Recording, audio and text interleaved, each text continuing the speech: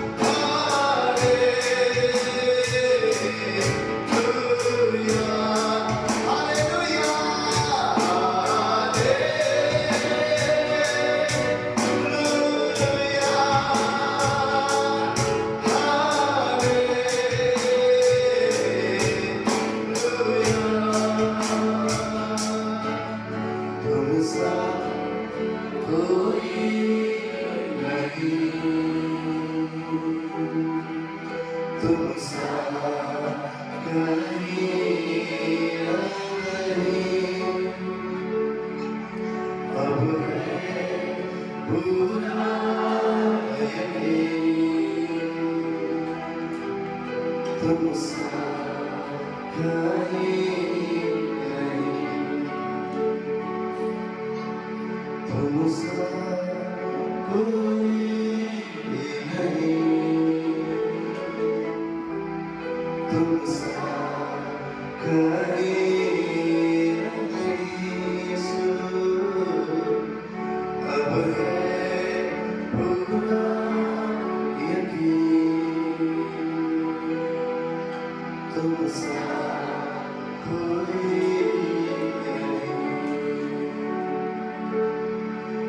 वो अंधेरों में तू रोशनी है, तू ही मंजिल तू रास्ता भी है, तू है जहाँ न कुछ कमी है, तेरा ही नाम जिंदगी,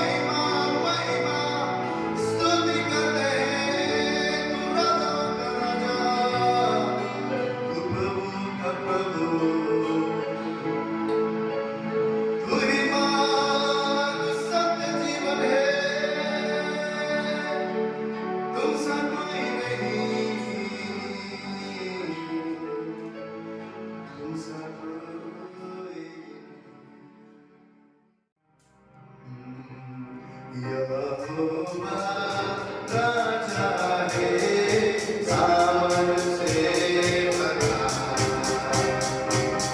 अनादि परमेश्वर होना करेगा,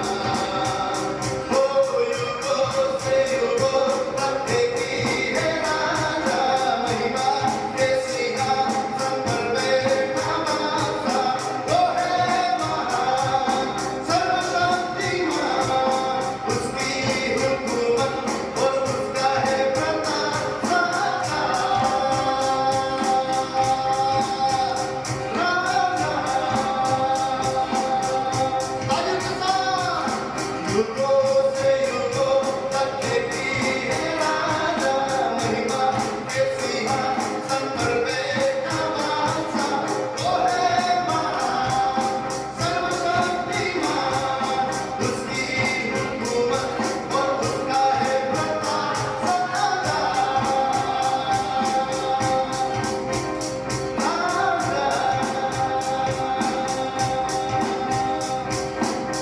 आओ मिलकर सब गाए उसका परचम हम लहराए सदा उसके सामने सर झुकाए उसके नाम की जय जय गाए सब मिल गए आओ मिलकर हम सब गाए उसका परचम हम लहराए उसके सामने सर झुकाए उसके नाम की जय जय गाए युगों से युगों तक की है राजा महिमा के सिंहासन पर बैठा बादशाह वो है महान सर्वशक्तिमान उसकी हुकूमत और उसका है प्रताप युगों से युगों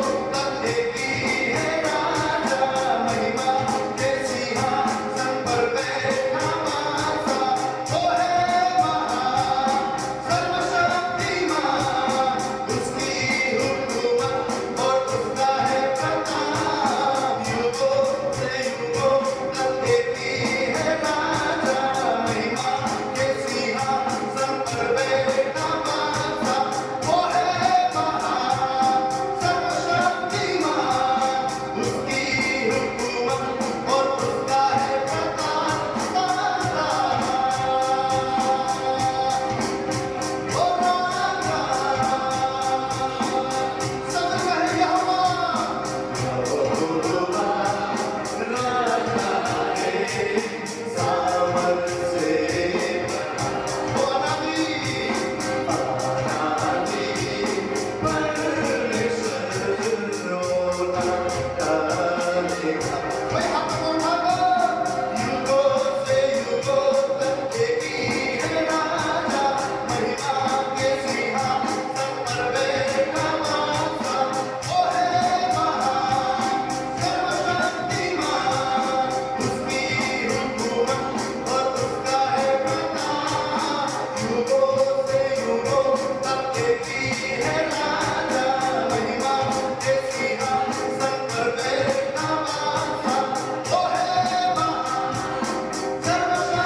सर्वशक्तिमान उसकी हुकूमत और उसका है प्रताप सदा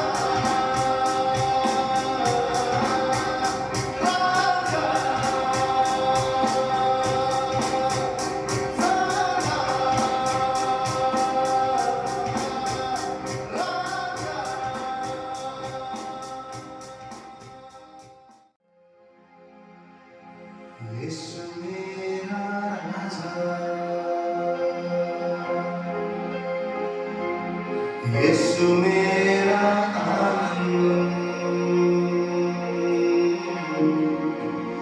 यीशु मेरा जीवन यीशु मेरा सब कुछ कोई हाथ को उठाकर कहे यीशु मेरा राजा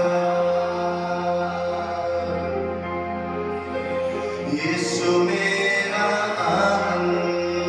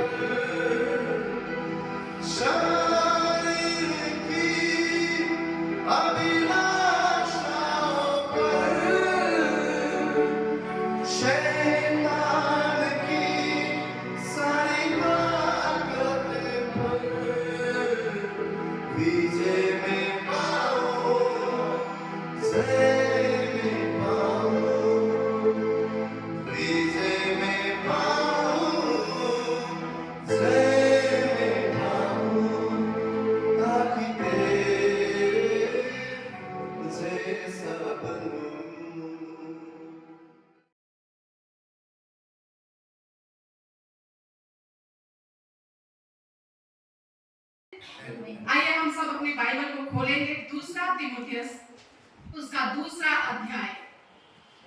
यहाँ हम 20वें वचन से देखते हैं। आज हमने राजा के बारे में बात की, राजा के बारे में गीत गाए, राजा को हमने जाना। अब वही राजा आज हमसे कुछ चाह रहा है। 20वें वचन में लिखा है, बड़े घर में ना केवल सोने चांदी ही के पर काठ और मिट्टी के बर्तन भी होते हैं, कोई कोई आदर और कोई कोई अनादर के लिए। बर्तनों की बात हो रही है कि घर में बहुत से बर्तन होते हैं। कोई बर्तन होते हैं मिट्टी के, कोई होते हैं काठ के, कोई होते हैं सोने और चांदी के।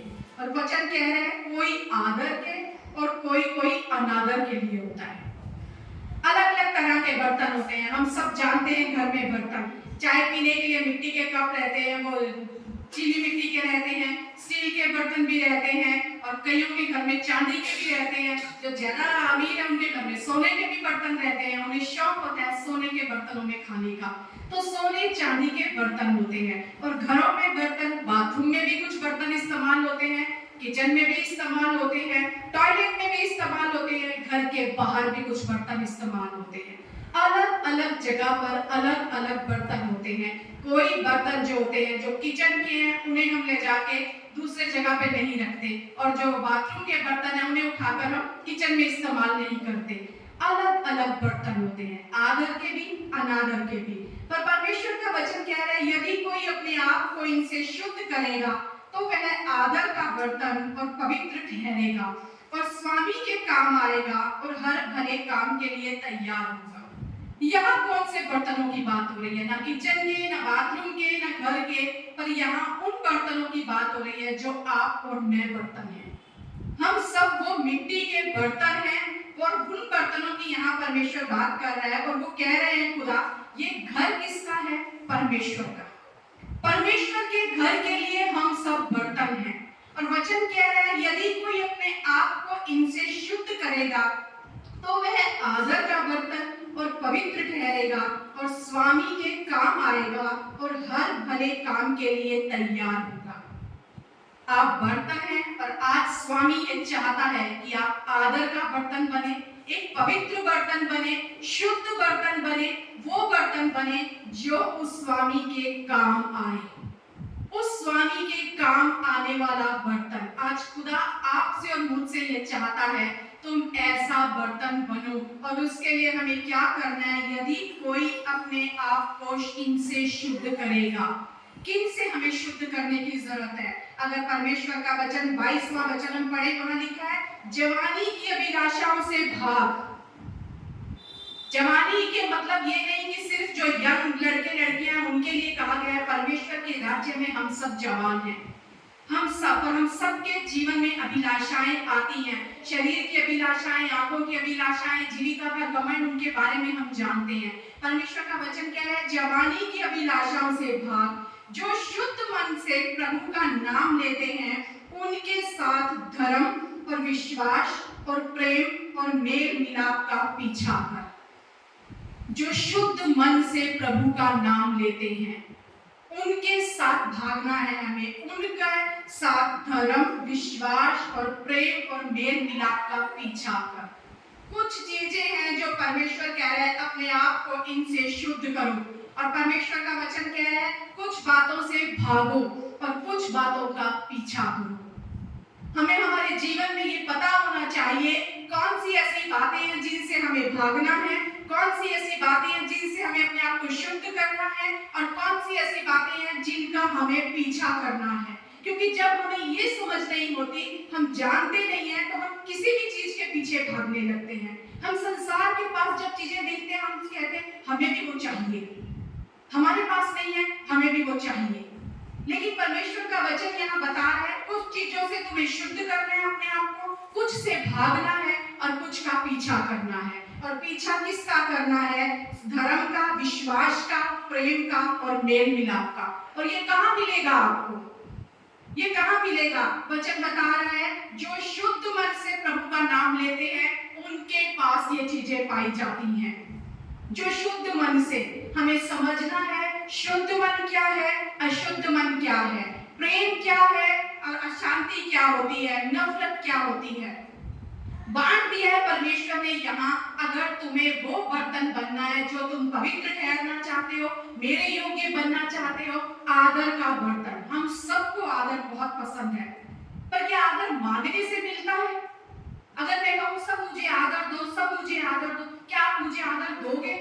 नहीं। यहाँ उस आदर की कुछ कंडीशंस लिखी हुई है परमेश्वर ने। अगर आप में ये पाया जाता है तो आप आदर का पात्र हैं। और जब आप परमेश्वर की नजर में आदर का पात्र हैं, मनुष्य खुद ब खुद आपके जीवन में आपको आदर देंगे। आपको आदर मांगने की जरूरत नहीं है, आपको आदर के पीछे भागने की जरूरत नहीं है, आपको जबरदस्ती लोगों को अपने आप को आदर दिलवाने के लिए कहने की जरूरत नहीं है। लेकिन परमेश्वर का वचन कहता है, अगर तुम्हारे अंदर ये क्वालिटीज पाई जाती हैं, तुम आदर का बर्तन खुद ब खुद बन जाते हो। खुद ब खुद तुम आदर का बर्तन बन जाते हो। पर हम अपने जीवन में क्या चाहते हैं? हम अपने जीवन में अपनी मर्जी, अपनी इच्छा, अपना सब कुछ लेकर चलना चाहते हैं। जबकि परमेश्वर का वचन यहाँ बताता है कि कुछ चीजों को तुम्हें अपने जीवन से हटाना होगा, भागना होगा उन चीजों से। कौन सी? हमारे जीवन में अगर हम देखें, दो तरह की ऐसी चीजें होती हैं जिन्हें हम साथ लेकर कई बार चलते हैं। एक होती है बेकार चीजें। हमारे घरों में अगर हम देखते हैं, हमने बहुत सा बेकार सामान इकट्ठा किया हुआ है। जब हमने एक घर से दूसरे घर में शिफ्ट हुए, हमने जब सारा सामान निकाला तो हमें पता चला इसका कोई यूज नहीं है, इसका कोई यूज नहीं है। फिर हमने भंगार वाले को बुलाया और सारा मुझसे दे दिया। बेकार का सामान था। लेकिन कुछ चीजें होती हैं हानिकारक चीजें, जो हमें नुकसान पहुंचाती हैं। दो तरह की चीजें हैं जिन्हें हमें अपने जीवन से बाहर निकालना है। बेकार चीजों को जिनका कोई फायदा नहीं है, सिर्फ हम उन्हें ढो रहे हैं, हम अपना लगेज बढ़ा रहे हैं, अपना बोझ बढ़ा रहे हैं। और कुछ चीजें हैं हमारे जीवन में हानिकारक वस्तुएं, जिन्हें हमें अपने जीवन से हटाना है, जो हमें नुकसान पहुंचाएंगी। और परमेश्वर के राज्य में इन दोनों बातों का अगर वो हमारे जीवन में है, अगर बेकार चीजें हैं वो हमें आगे बढ़ने नहीं देंगी, अगर हानिकारक चीजें हैं तो वो हमारी ग्रोथ को रोक देंगी।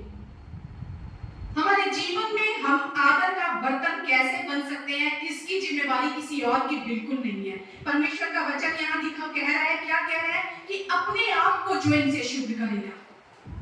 हमारे घर की सफाई, हमारी जिम्मेवारी है और इसे हमें खुद करना है, अपने आप करना है। हमें जांचना है कौन सी चीजें हम बेकार लेकर चल रहे हैं, कौन सी चीजें जो हानिकारक हम लेकर चल रहे हैं, हमें उन्हें अपने जीवन से बाहर निकालना है। कुछ चीजों के पीछे भागना है हमें, और वो क्या है? वो परमेश्वर की बातें हैं, वो परमेश्वर का विश्वास, धर्म, प्रेम और मेल मिलाप। विश्वास अलग अलग तरीके का होता है। विश्वास ये नहीं कि आपको आशीष मिलेगी, आप इस पर विश्वास करो। नहीं, जो परमेश्वर का वचन आपके पास आ रहा है, अगर वो सच्चाई का है, खराई का है, दुरुस्ती का है, आपको ठेस पहुंचा रहा है, आपको तकलीफ दे रहा है, पर आप उस पर विश्वास करो। ये होकर रहेगा, ये होकर रहेगा, ये वचन नहीं टलेगा। चाहे वो दुरुस्ती का वचन है, चाहे वो आपको सुधारने का वचन है, उस पर भी आपको विश्वास करना है। हाँ, ये मेरे साथ हो सकता है अगर मैंने अपने मार्गों को नहीं सुधारा, अगर मैं नहीं सही राह पर आया। क्यों ये परमेश्वर का वचन हमारे लिए जरूरी है? क्योंकि जब ये वचन हमारे जीवन में आता है, ये प्रकाश को लेकर आता है, प्रकाश को लेकर आता है। और क्या ऐसा होता है जब दिन में अभी इतना उजाला है और इस रूम में हमें कुछ दिखाई ना दे? ऐसा नहीं हो सकता। जब हम प्रकाश में हैं, जब हम रोशनी में हैं, हमारे जीवन में रोशनी है, तो हमारे जीवन की सारी छुपी हुई बातें प्रकट हो जाएंगी। क्योंकि इसीलिए वचन कहता है कि जब परमेश्वर का वचन जहां आता है या परमेश्वर जाए, वहां गुप्त की चीजें भी प्रकट हो जाती हैं, क्योंकि वो प्रकाश है। अंधकार में आप सब कुछ छुपा लोगे, लाइट चली जाएगी तो आपको सामने खड़ा व्यक्ति भी नहीं नजर आता, लेकिन प्रकाश में कुछ भी छुपेगा नहीं। अगर ये वचन आपके जीवन में है, उजाला आपके जीवन में है, प्रकाश आपके जीवन में है, आपको खुद ब खुद अपनी छुपी हुई बातें भी प्रकट होने लगेंगी। आप समझने लगेंगे ये मेरे लिए सही नहीं है। आज हम परमेश्वर के वचन से ये सीखें कि प्रभु में कौन सी चीजों को लेकर चल रहा हूं।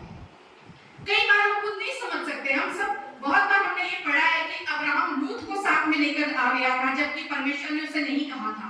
लेकिन जब उसने उस लूत से अलग हुआ, तब परमेश्वर ने उसके जीवन में आशीष दी। आज आपको और मुझे अपने जीवन में से बहुत सी चीजों को बाहर निकालना होगा।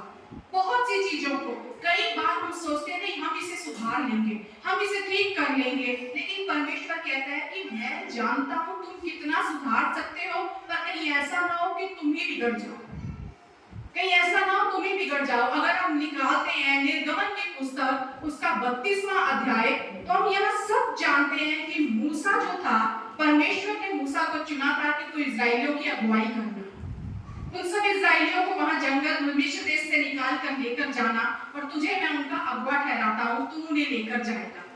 पर जानते हैं जब मूसा, अगर निर्गमन का 32वां अध्याय निकालें, वहां क्या लिखा हुआ है, जब मूसा पर्वत पर परमेश्वर से बातें कर रहा था, तो वहां क्या हुआ, उसको नीचे आने में देर लगी, और जो लोग नीचे थे उन्होंने क्या किया, बछड़ा बना लिया, एक बछड़ा बना लिया अपने लिए। कि वहां क्या वचन क्या है कि उन्होंने अपने लिए बछड़ा बना लिया कि अब हमारी अगुवाई ये करेगा, क्योंकि मूसा को आने में देर हो रही है। आज भी हमारे जीवन में ना कई बार हम ऐसे ही करते हैं, हमें चाहिए कोई हमारे आगे चलने वाला, हमें परमेश्वर नजर नहीं आता कि वो परमेश्वर जो उन्हें मिस्र से निकाल कर लाया था, वो सिर्फ उन्हें निकाल कर नहीं लाया था, पर उसने एक वाचा बांधी थी, मैं तुम्हें कनान में पहुंचाऊंगा। जब आपको पापों से छुड़ाया है, गंदगी से छुड़ाया है, दोष से बचाया, तो परमेश्वर से बचा के छोड़ नहीं दिया, पर परमेश्वर कहता है मैं तुम्हें विश्राम में लेकर चलूंगा, मैं तुम्हारी अगुवाई करूंगा। लेकिन आज भी हम क्या करते हैं, जब कुछ नहीं दिखता चलो एक बछड़ा बना लिया। जो सोना परमेश्वर ने मिस्रियों का लेकर उनको दिया था, वो उसी सोने का इस्तेमाल उस बछड़े को बनाने में कर रहे हैं।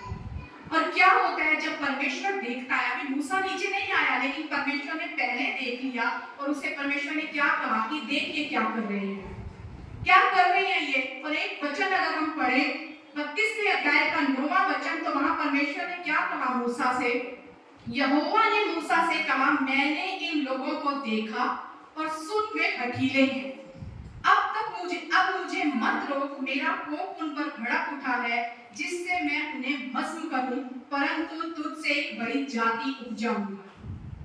ये बात परमेश्वर ने मूसा से कही थी, मेरा क्रोध इन पर भड़क उठा है, ये हठीले हैं, और अब मुझे मत रोक, मैं इनको भस्म करूंगा। और मूसा को एक बात बोली थी कि मैं तुझसे एक बड़ी जाति उपजाऊंगा।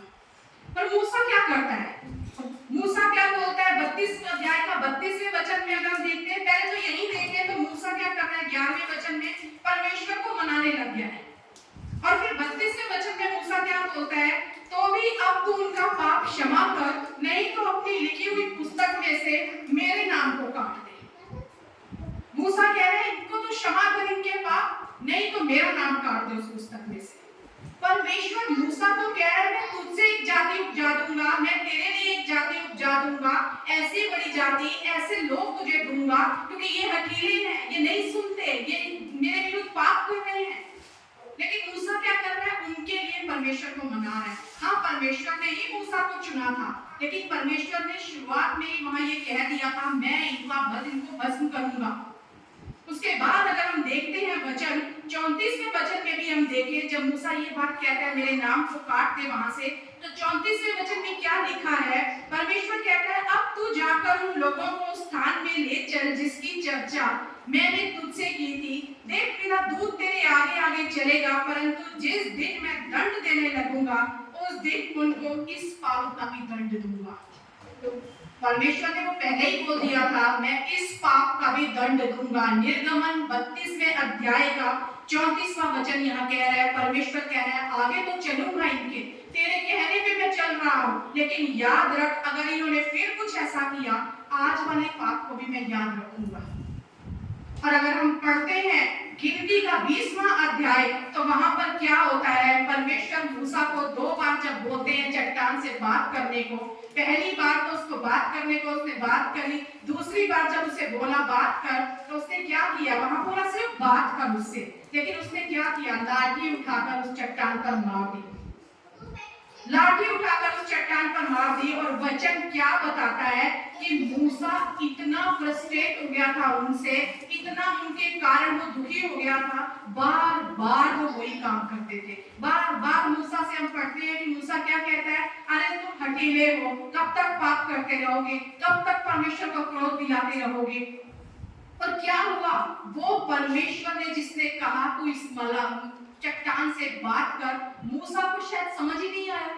मूसा के दिमाग में वही चल रहे होंगे, मूसा के दिमाग में वही घूम रहा होगा, कितना ही नाक में दम करते हैं, कितना ही परेशान करते हैं।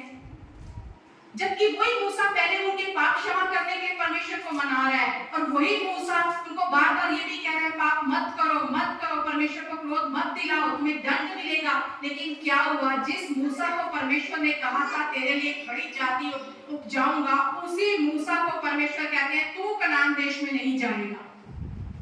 इस्राएलियों की एक पूरी पीढ़ी जो पहली थी वो सारी वहीं मर गए जंगल में, मूसा का अंत भी वहीं पर हो गया। कई बार हम नहीं जानते कि हमें क्या करना है। हम सोचते हैं नहीं हम इनके लिए दुआ कर लेंगे, नहीं हम इन्हें सुधार लेंगे, नहीं हम इन्हें संभाल लेंगे, हम इन्हें परमेश्वर के राज्य में ले चलेंगे। पर परमेश्वर कहता है तुम नहीं जानते तुम्हें क्या करना है, मैं जानता हूँ क्या तुम्हारे लिए सही और क्या गलत है। वो मूसा जो अगवा ठहराया गया था, वो मूसा जिसे परमेश्वर ने शुरुआत में कह दिया था इनको तो मैं भस्म कर दूंगा, ये हठीले हैं, और परमेश्वर ने कर दिया उन लोगों को। लेकिन उसके साथ क्या हुआ, मूसा ने अपनी आशीष भी खो दी।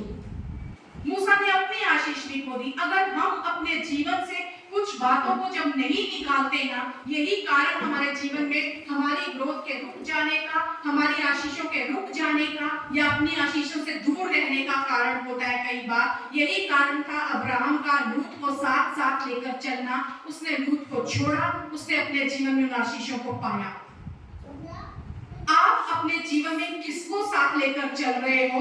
बहुत बार आपको अपने जीवन में बहुत सी चीजों को छोड़ना होगा। आपको दुख हो सकता है, आपको तकलीफ हो सकती है, आपको दर्द हो सकता है, आपकी बेइज्जती आपको महसूस हो सकती है, लेकिन फिर भी परमेश्वर कहता है जो तुम्हें मैं देने जा रहा हूँ ना, उसके लिए तुम्हें शुद्ध मन वालों की संगति करनी होगी।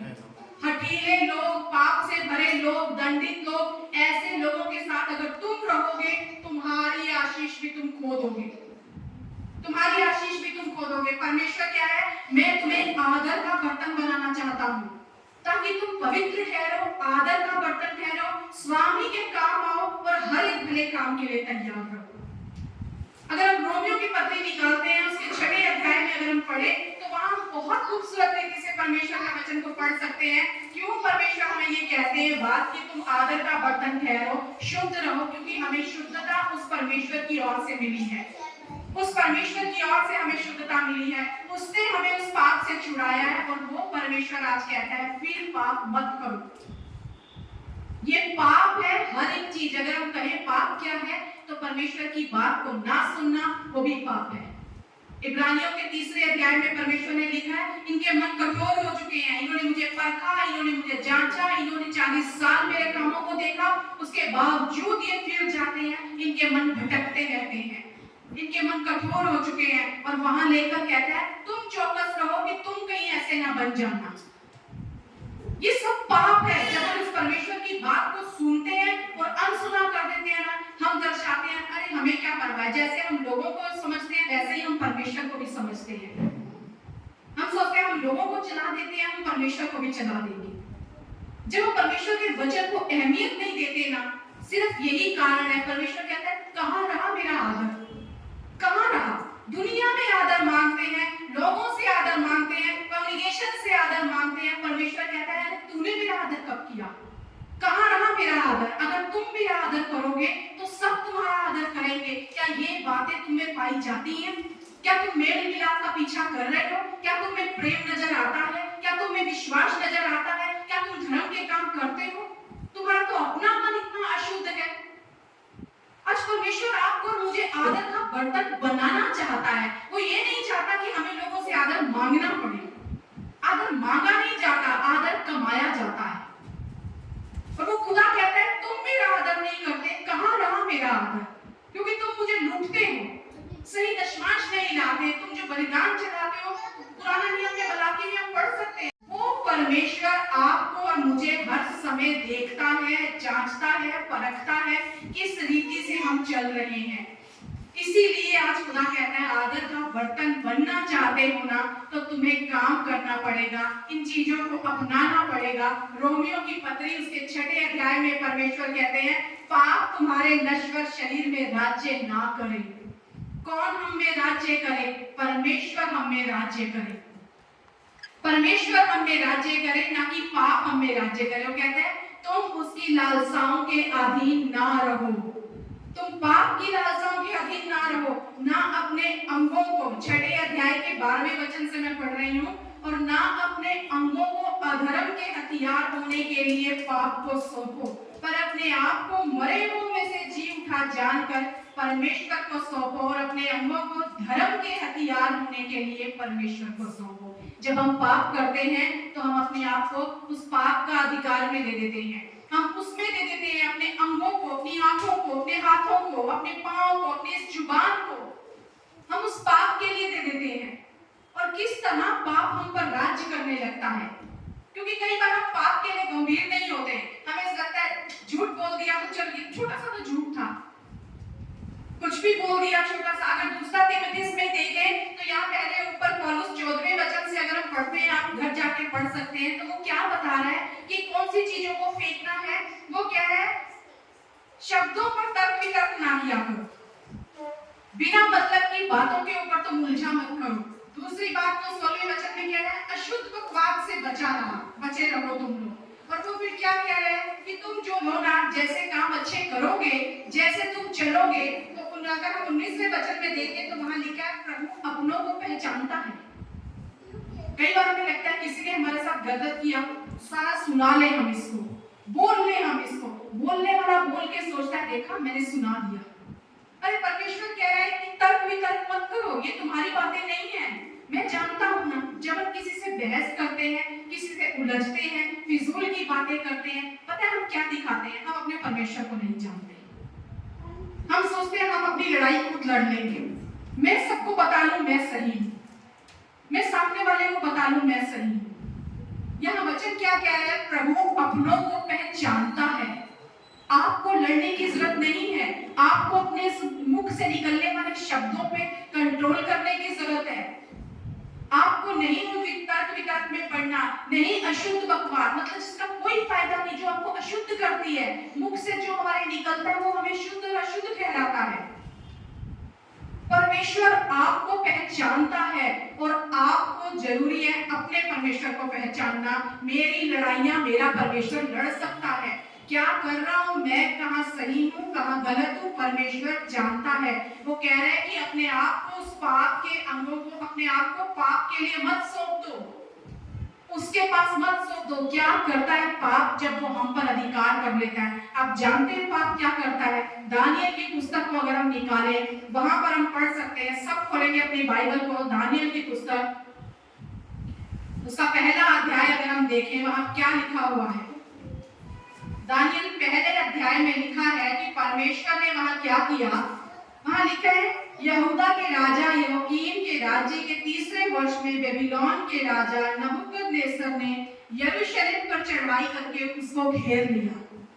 और ये कैसे हुआ? तब परमेश्वर ने यहूदा के राजा यहोयाकीम को परमेश्वर के भवन के कई पात्रों सहित उनके हाथ में कर दिया, और उसने उन पात्रों को शिनार देश में अपने देवता के मंदिर में ले जाकर अपने देवता के भंडार में रख दिया। कौन कर रहा है? परमेश्वर।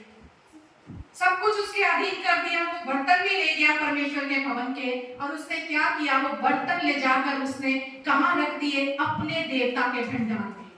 और अगर हम 5वां अध्याय पढ़ते हैं तो वहां क्या लिखा हुआ है? 5वें अध्याय में लिखा है बेलशस्सर नामक राजा ने अपने 1000 प्रधानों के लिए बड़ा भोज किया, और उन 1000 लोगों के सामने दाखमधु पिया।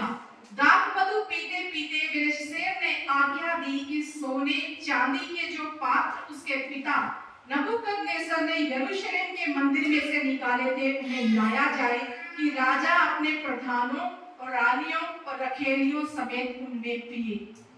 जो परमेश्वर के भवन के पात्र थे, जो वहां के बर्तन थे, जो सोने चांदी के बर्तन थे, वो कौन ले गया? वो दूसरे राजा के पास चले गए, और उसने ले जाकर उन्हें अपने अंदर वहां रख दिया। और जब वो राजा हट गया, उसके बाद उसका बेटा जब राज कर रहा है, उसने एक बड़ा भोज किया, और वहां भोज में वो दाखमधु पी रहा है। और वो क्या कहता है? फिर बोलता है जो मेरा पिता लेकर आया था वहां से बर्तन, उन सारे बर्तनों को ले आओ। उसने वो बर्तन निकाले और उन बर्तनों में कौन पी रहा है?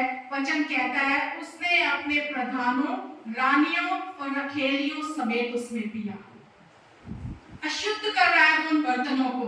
ये करता है पाप। जब हम अपने आप को सौंप देते हैं ना उसके हाथ में, तो वो इस तरह हमारा इस्तेमाल करता है। वो राजा, वो रानियां, वो रखेलियां, हम इस तरह उनके गुलाम बन जाते हैं कि जिस तरह चाहे वो हमारा इस्तेमाल करते हैं, जैसे चाहे वो हमें घुमाने लगते हैं। हम उनके हाथों की कठपुतली बन जाते हैं।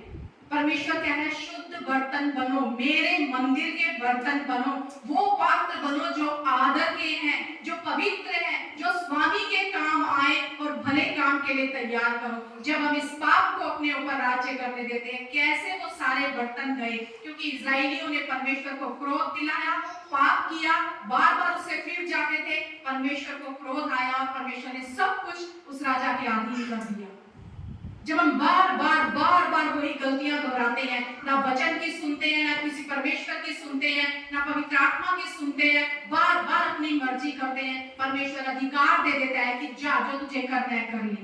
क्योंकि हमने उसे अधिकार दिया ही नहीं अपने ऊपर। परमेश्वर को हम अधिकार देते हैं उस पाप को, अपने आप को सौंप देते हैं उस पाप को, और फिर ये हमारा अंत होता है। उस समय जो परमेश्वर के राज्य से हटकर उस पाप के राज्य में शामिल हो जाते हैं। इसलिए परमेश्वर का वचन कहता है इस पाप को अपने अंदर राज्य ना करने दो। अगर ये पाप राज्य करेगा तुम्हारा ये हाल कर देगा।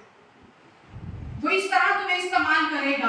कौन इस्तेमाल कर रहा है? वो राजा, वो प्रधान, उसके नौकर, उसकी रखेलियां वो इस्तेमाल कर रहे हैं। उन बर्तनों में वो पी रहे हैं।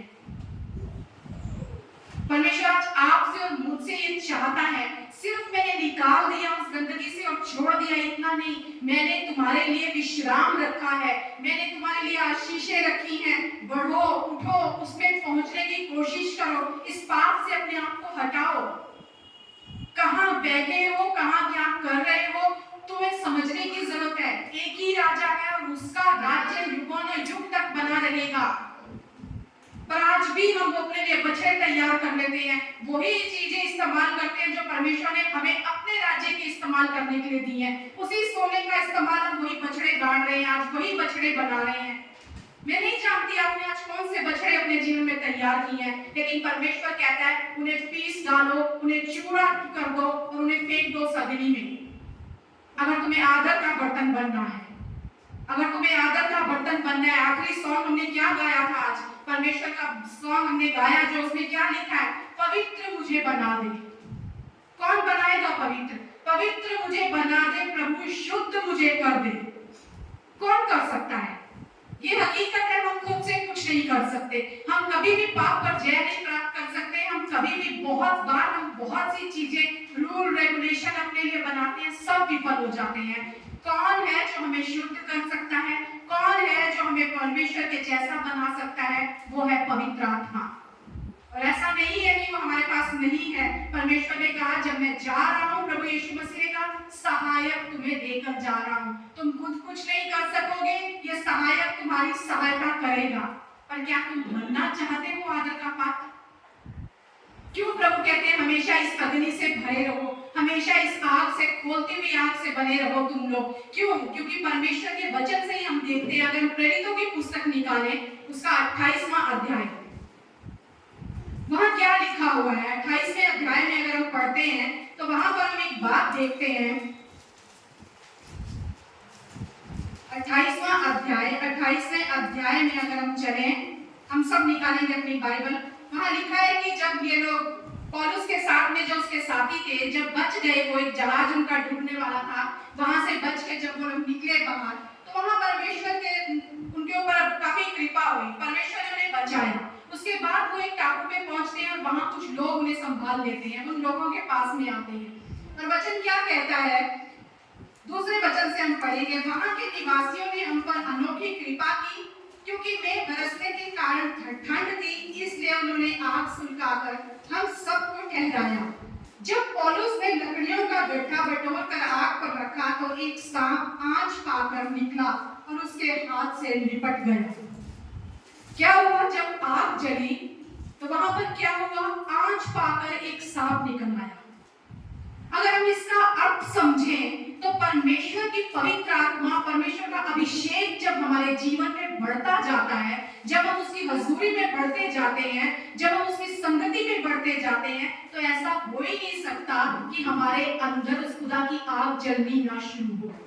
हमारे अंदर वो अभिषेक उमड़ने लगता है, हम उस पवित्र आत्मा से भरने लगते हैं, उसकी सामर्थ हमें दिखने लगती है। और जब वो सामर्थ दिखने लगती है तो ये नहीं कि सिर्फ वो आपको दिखेगी, तब वो लोगों को भी दिखने लगती है। और उस सामर्थ की, उस पवित्र आत्मा की आग को पाकर जितनी आपके अंदर छुपी हुई बातें हैं, या आपके आसपास, या आपकी संगति में, या आपके दोस्तों में जितनी ऐसी बातें हैं जो अशुद्ध हैं, जो दुष्ट हैं, जो इब्लिस है, जो सांप है, यहाँ क्या कह रहे हैं, सांप आंच पाकर बाहर निकल आया। ये हमें समझना है। जब हम उस उपस्थिति में जाते हैं, उससे बढ़ते जाएंगे, खुद को खुद वो चीजें बाहर निकल आएंगी। आप देखना कई बार इन चीजों को आपके जीवन में, जब कोई आप बहुत ज्यादा प्रभु का नाम लेते हैं ना, दूसरों को पसंद नहीं आता, वो बर्दाश्त नहीं कर सकते। क्यों? क्योंकि उन्हें पता है ये कुछ इनके अंदर अलग जल रहा है, अगर मैं वहां गया तो मैं भस्म हो जाऊंगा। वो बर्दाश्त नहीं कर सकता। कौन बर्दाश्त नहीं कर सकता? शैतान डरता है, क्योंकि वो जानता है मुझे कौन कंट्रोल कर सकता है, मुझे कौन भस्म कर सकता है, मुझे कौन भगा सकता है। यहाँ पौलुस ने जब उस आग में लकड़ियों को डाला तो क्या हुआ? बोल रहे हैं आंच पाकर वो सांप निकल आया, आंच पाकर वो सांप बाहर निकल आया। और आगे वचन क्या कहता है? और उसके हाथ से लिपट गया। और लोग क्या कह रहे हैं कि अब तो ये मरेगा, क्योंकि ये वहां तो बच गया, लेकिन अब सांप इसको लिपट गया है, अब ये मरेगा। क्या पौलुस मर गया? क्या सांप ने उसको काट लिया? नहीं। अगर हम वचन में ही पढ़े तो वहां लिखा हुआ है, 5वें वचन में लिखा है, तब उसने सांप को आग में झटक दिया। क्या किया उसने? उसने सांप को आग में झटक दिया और उसे कुछ हानि ना हुई।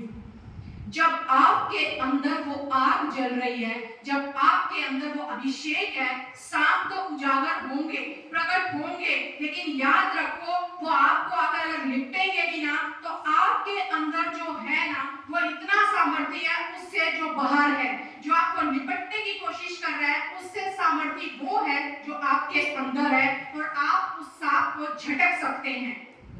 आपके पास वो सामर्थ्य है, आपकी कुछ हानि नहीं होगी, लेकिन जरूरी है अपने आप को उस आग से भरना। बहुत से ऐसे मसीह हैं आज भी जिन्हें हम जानते भी हैं, जिन्होंने इतनी बार वचन को सुना है, लेकिन आज भी कई बार जब उनके जीवन को देखो, बड़ा दुख होता है कि आज भी वो सांपों को खुद पे लिपटाए हुए चल रहे हैं। खुद पे लिपटाया हुआ उन्होंने सांपों को, वो जानते हैं, लेकिन उसके बावजूद वो झटक नहीं पा रहे। क्यों? क्योंकि उनमें सामर्थ नहीं है, उनमें पवित्र आत्मा ने वो कार्य नहीं कर पा रहा, क्योंकि उनके अंदर शरीर प्रबल है, उनके अंदर वो पाप प्रबल है, उनके अंदर वो अपनी इच्छाएं प्रबल हो रही हैं। क्योंकि परमेश्वर का वचन क्या कह रहा है? इन जवानी की अभिलाषाओं से भाग। उनकी अपनी इच्छाएं अंदर इतनी भरी हुई हैं, अपनी अभिलाषाएं भरी हुई हैं कि वो झटक ही नहीं पा रहे उस सांप को। कई बार सांप हमें लिपटता है, कई बार हम जाके सांप को लिपट जाते हैं। हम उस सांप को जमीन देते हैं कि तू यहाँ अपनी सुरंग बना ले, तो यहाँ आकर गड़ जा, तो यहाँ पे आके अपना ठिकाना बना ले। हम नहीं जानते इसका परिणाम कितना बुरा होगा, कितना बुरा होगा। परमेश्वर कहता है कि जब तुम उनसे जाकर निपटोगे, वो तो मरेगा ही मरेगा, लेकिन तुम भी साथ में मरोगे। तुम्हारे लिए कोई विश्राम नहीं है, तुम्हारे लिए कोई आशीष नहीं बचेगी, क्योंकि आज भी तुम आधे अधूरे जी रहे हो, ना तो उस पवित्र आत्मा से भर रहे हो, ना उस सांप को झटक रहे हो। लेकिन अगर निपटा के साथ में चल रहे हो, याद रखो एक दिन को जरूर डसेगा, क्योंकि सांप की ये फितरत है, वो आपको डसेगा ही डसेगा। क्या सांप को आपने कभी देखा है खाली लिपटा हुआ और आप उसे लिपटे हुए को लेके घूमते रहे? नहीं, एक दिन वो डसेगा ही डसेगा आपको। ये वचन परमेश्वर जब हमें देता है ना, सिर्फ ये नहीं कि आपको सुना दिया और बात खत्म हो गई, आपने सुन लिया, आप भी चले गए, चलो उनका काम था बोलना, उन्होंने बोल दिया, हमारा काम था हमने सुन लिया।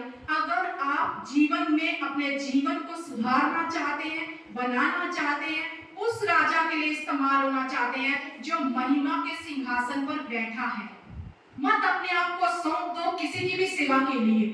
मत वो बछड़े तैयार कर लो अपने जीवन में, मत किसी के भी आगे अपने सरों को झुकाओ। याद रखो एक ही वो राजा है, वही महिमा के सिंहासन पर बैठा है, वही युगानुयुग विराज करेगा और कोई नहीं है।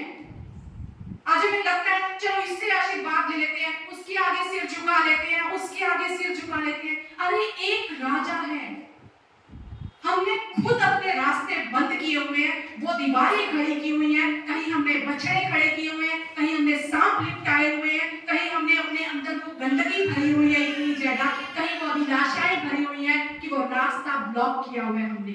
परमेश्वर कहता है मैंने उस पर्दे को फाड़ दिया, पर आज भी हम वो पर्दे अपने आगे लगा कर बैठे हैं। हमें सेवा करनी अच्छी लगती है, लेकिन उस राजा की नहीं। हम बछड़े पालना चाहते हैं, आज हम उनकी सेवा करना चाहते हैं। आज भी हमारे बर्तनों में हम सोचते हैं हम इन रखेलियों की सेवा कर लें, वो उनमें पी रहे हैं आज। क्यों? अरे इस खुदा ने हमारे लिए अपना प्राण दिया। परमेश्वर का वचन कहता है इब्रानियों के पहले अध्याय में, अगर हम पढ़ें इब्रानियों का पहला अध्याय अगर हम निकालें तो वहां क्या लिखा हुआ है? पूर्व युग में परमेश्वर ने बाप दादाओं से थोड़ा थोड़ा करके और भांति भांति से भविष्यवक्ताओं के द्वारा बातें की। इन अंतिम दिनों में हमसे पुत्र के द्वारा बातें की हैं। अब किसके द्वारा बातें हो रही हैं हमसे? पुत्र के द्वारा। पहले स्वर्गदूत आते थे बताने के लिए, भविष्यवक्ता भविष्यवाणी करते थे, उनको परमेश्वर का दूत बताता था, तब भी परमेश्वर का वचन कहता था उन स्वर्गदूतों की जो बातें कही जाती थी वो भी अटल थी। आज तो वो पुत्र हमें बताने के लिए आया है, अपना सिंहासन छोड़कर वो इस धरती पर आपके और मेरे लिए आ गया। वचन कहता है कि वो स्वर्गदूतों से उत्तम ठहरा, उसने हमारे विधियों के लेख को मिटाया। आप किसके सामने झुक रहे हो आज? किसकी हम आराधना कर रहे हैं? कौन से हम बछड़े बना रहे हैं आज? ये वचन जब मैं तैयार कर रही थी, मैं रात को भी 2 बजे तक बैठी थी, लिख कुछ नहीं रही थी, लेकिन जब मैं ये पढ़ रही थी, बार बार पढ़ रही थी, बार बार मैं प्रभु तू हमें बचा, तू हमें बचा प्रभु। ना हम कभी किसी के लिए ऐसे मूर्ति बन जाएं और ना हम कोई अपने जीवन में मूर्ति खड़ी कर ले, क्योंकि अगर हम बन जाते हैं मूर्ति तो भी हम विनाश का कारण बनेंगे अपने लिए ही, और अगर हम मूर्तियां बना लेते हैं तो भी हमारा ही नाश होगा।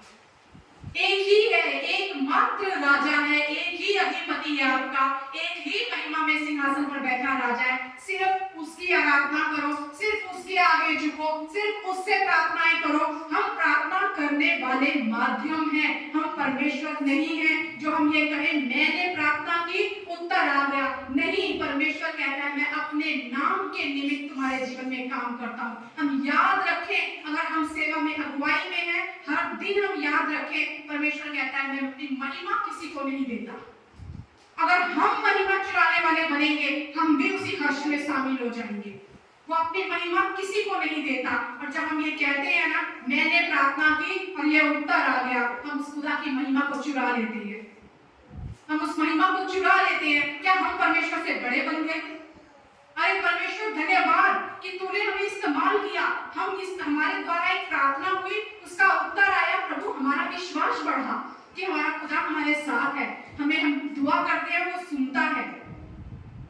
हम वो आदर का पात्र बने, जब हम दुआ करें वो कबूल की जाए। हम उस स्वामी के काम में आने वाला बर्तन बने, हम उस भले कामों के लिए तैयार रहें। भागे हम जवानी की अभिलाषाओं से। ये अभिलाषाएं ऐसी है ना, महिमा का भूख ऐसी है ना, जब भी हमें कुछ अच्छा लगता है हम पाने की चाह रखने लगते हैं। अगर कुर्सी पे बैठ गए तो बस कुर्सी मेरी है, कोई और इस पर बैठेगा। वो परमेश्वर का पुत्र, परमेश्वर वो सिंहासन छोड़कर आ गया। उसे डर नहीं था मेरा सिंहासन कोई और ले लेगा, नहीं, क्योंकि वो जानता था जो मेरा है वो मेरा है। आज खुदा हमसे यही चाहता है, आदर का बर्तन बनूं, मैं तो इस्तेमाल करना चाहता हूँ, लेकिन भागो अभिलाषाओं से, भागो बुराइयों से, पीछा करो। भागने को तो परमेश्वर कह रहा है, लेकिन वहां से हटकर अपनी चीजों के पीछे हमें भगाना चाहता है। मैं विश्वास करती हूँ आज इस वचन के द्वारा अगर आप जीवन में अपनी उन आशीषों में बने रहना चाहते हैं, पाना चाहते हैं, बढ़ना चाहते हैं, ग्रोथ आपके हाथों में है। कोई और ना आपको बढ़ा सकता है ना गिरा सकता है। कई बार हम बाहर बहुत समस्याएं ढूंढते हैं, उसने ऐसा किया, उसने ऐसा किया, उसने ऐसा किया। परमेश्वर कहता है तूने क्या किया? अगर तूने किया होता सब कुछ तो मैं तुझे आदर का बर्तन बनाता और सब तुझे आज पूछते, सब तुझे आदर देते। लेकिन मैं ये चाहता हूं, जो मैं चाहता हूं वो तू कर, और तब जो हम चाहते हैं वो परमेश्वर करेगा। मैं विश्वास करती हूँ आज इस वचन के द्वारा आपने आशीष और बरकत को पाया है। आइए हम खुदा प्रभु यीशु मसीह को सारी महिमा, आदर और गौरव दें और जोरदार तालियों के साथ धन्यवाद दें।